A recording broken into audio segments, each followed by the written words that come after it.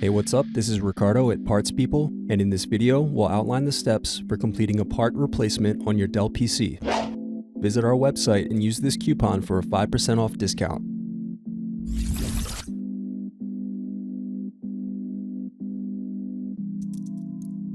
Use thin object to peel off screw covers. Now unscrew and remove base cover.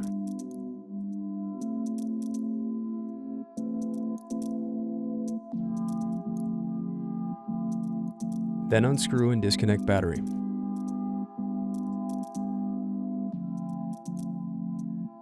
Then remove hinge covers.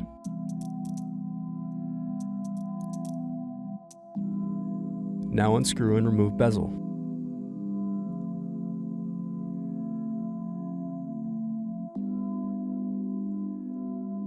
Now disconnect and remove web camera. Thanks for watching. Don't forget to like and subscribe if you enjoyed this video. And if you need more, check out this playlist to watch other tutorials for your laptop. You can also click here to find parts for your laptop at partspeople.com.